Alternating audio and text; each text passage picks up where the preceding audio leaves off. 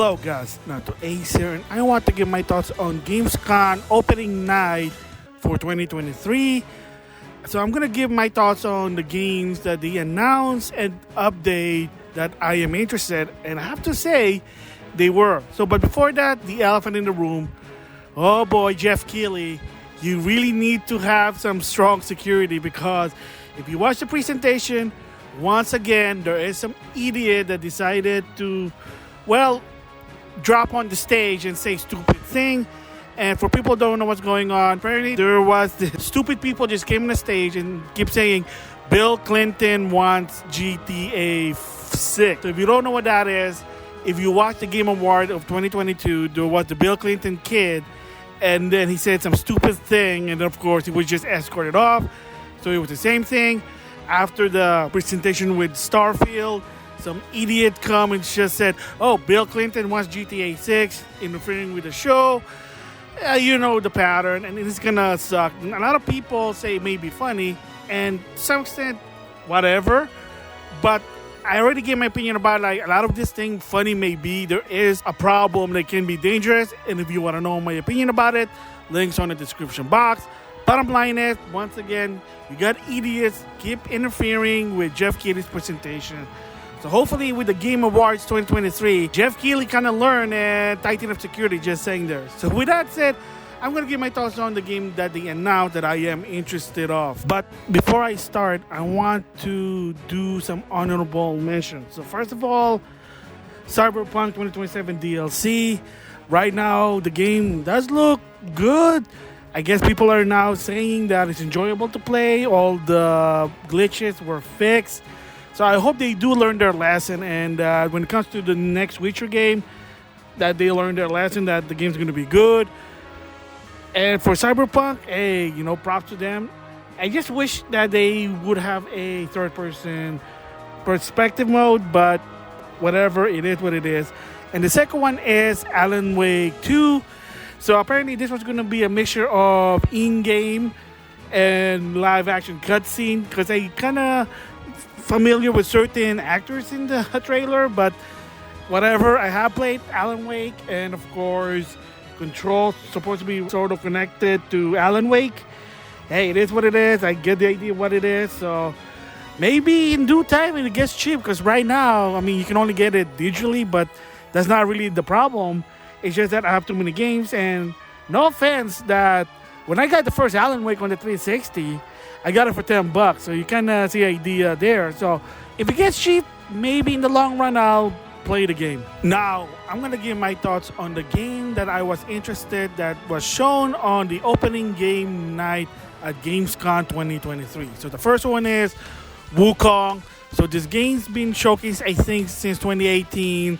Sort of an action, Dark Soul type game, but probably mostly action, made by a Chinese developer. So the game looks good for what it is. I have to check it out with more trailers. I know a lot of people are intrigued with this game, but yeah, it's not bad. Wukong, so the adventure of the Monkey King. So the next one is more on Assassin's Creed Mirage. So it's not so much of a new element story or new game feature, but what Ubisoft did, you gotta give them props, is that they gave a new language dub. So not only it's going to be in English, it's also going to be in Arab, since the game takes place in Arab times, because again you're going to play as Basim, so before Valhalla, so his story. And spoiler, in the end of Valhalla, he's sort of probably going to be the new character for the new trilogy. Who knows? So the best part about this game is, like I said before, it's going back to its root, where it used to be Assassin's Creed 1 with Altair. So it's back to the flow combo, more of evasion, more of assassin, rather than, I see someone, L1, R1, or whatever, just hack and slash someone. I'm not gonna lie, I don't really like that much, but hopefully that going back to the flow combo system, I'm gonna feel like, oh yes, this is what Assassin's Creed is all about. So after that is Michael Murray and Harada show off more info on Tekken 8.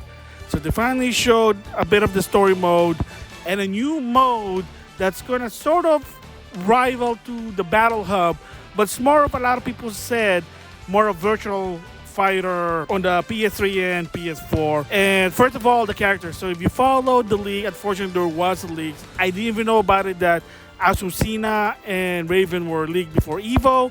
So apparently someone had a leak. And supposed to be beside her, there will be two other new characters that's in Tekken 8. And they showed some of the character that was leaked on the beta. So it's finally confirmed. Leo, Steve, Sergey, Dragunov, Shaheem, Kuma, which now is going to be playing like Heihachi. So that's kind of funny there, are now confirmed. So, I mean, it is what it is. If the leak happened, kind of suck. But, you know, what can you do? You got to take those proper measures to kind of prevent them to hack, because you know this is going to happen when you put something on PC. But they also showed Arcade Quest. And like I said, apparently a lot of people said it's sort of something from Virtual Fighter, that you're going to do some sort of like, you travel around the world playing other, well, AI that's based on real people who were top competitors. So the same goes with this one. Kind of remind me of, if you remember, Tekken 5, 6, and 7, Ghost Battle. And for people who don't know, yeah, you are sort of battling AI, but most of them are based on real people. So sort of like that. Now it's more creative, more customization, more of you can create your own personality. Not that bad. So, and of course, the best part is they finally revealed the date. So I knew it was going to be 2024. Everybody knew that. Harada kind of hinted. Unfortunately, there was a leak that it was going to be the 26th. But, however, it was leaked and it said it was the 26th. And unfortunately, that was true. It is January 26, 2024. So, there you go. So, to some extent, Mortal Kombat 11 and Tekken 7 are the last games going to be at EVO. That's EVO 2023. So, of course, you can guess that EVO 2024 is going to be Tekken 8 and Mortal Kombat 1. But what they showed, that's awesome. So they kind of showed more of the single-player content. And also, there's going to be still a single-player mode. So that's awesome. My only request, hopefully, with Harada is that have all the fighters have English dub. I know what they do is just, I guess, either the cut cost or whatever, they'll have their own native language.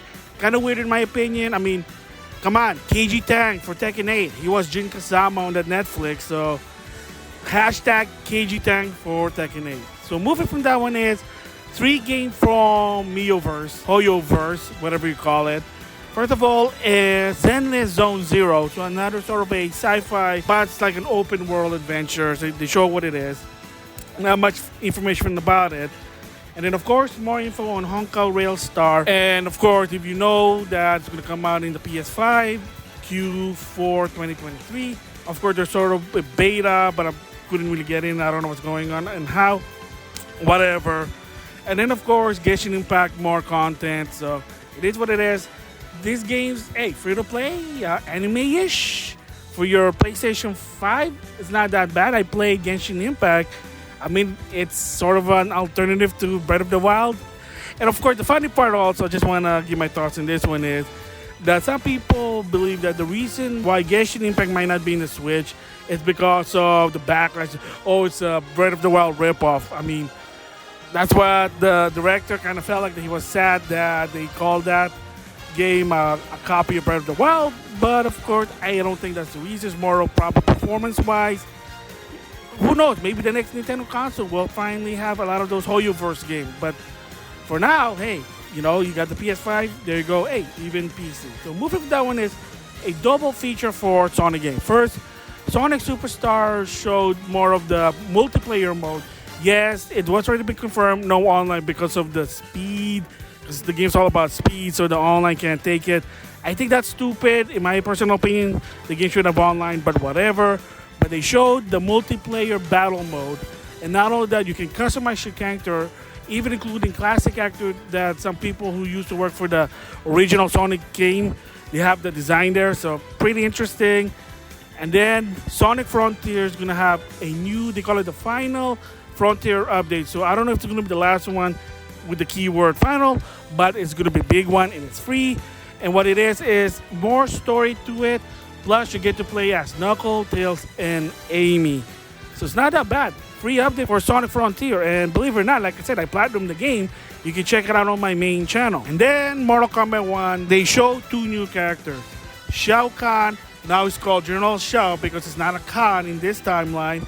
And Sindel, it is what it is. But remember, the hope in Mortal Kombat 1 is it's sort of a reboot. It is a sequel, but this time a vision of Fire God Liu Kang. So I know it's kind of tiring. Of course, reset the time, reset the time, reset the time.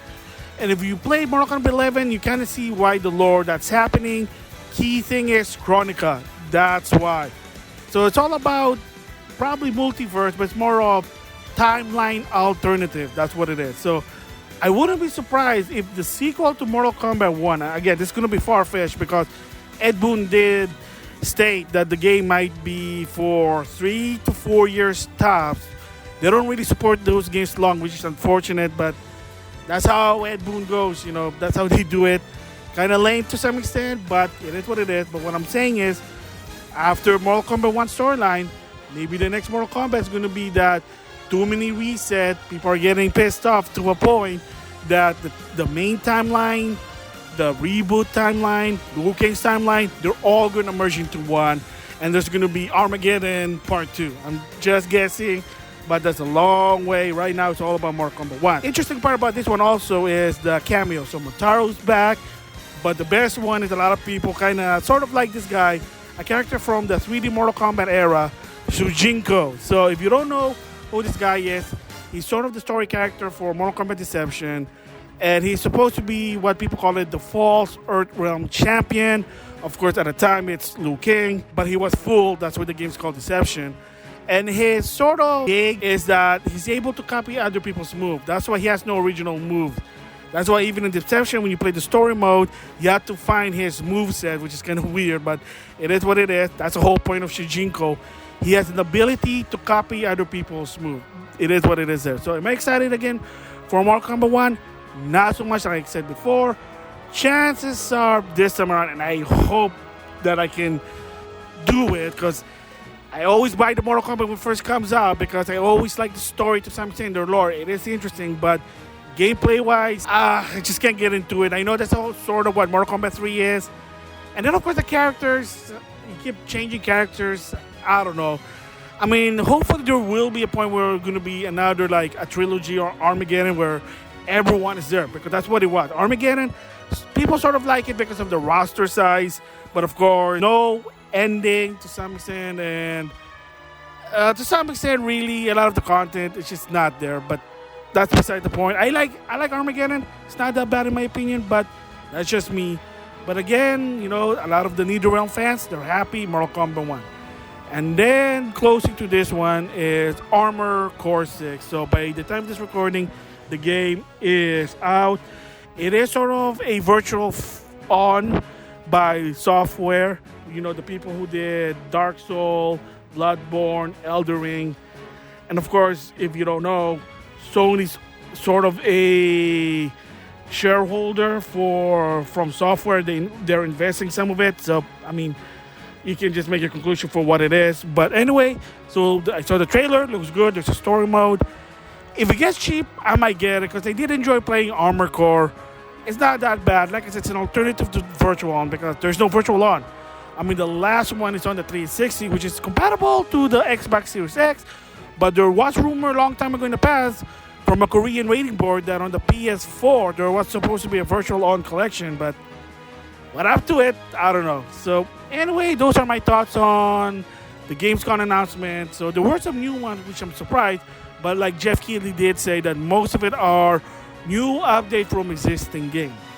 And as for, like I said, the troll, the stage interference, it is unfortunate that it happened. Like I said before, funny maybe, it is dangerous, it's ridiculous, it's stupid. And as for the guy, the GTA 6 troll, at least to some extent, he was smart enough not to touch Jeff Keighley or grab his mic. Because if he did that, yeah, he's screwed. He just assaulted Jeff Keighley. You wait a minute, no, he didn't. He's just trying to grab the mic. Yeah, that's assault. Sensical enough to not touch Jeff Keighley or his mic. But still, it is stupid. It is what it is. For the games, awesome. So the next big event, of course, is going to be on September 21st, 2023, and that is the Tokyo Game Show. So those are my thoughts. With that, I'll see you guys later.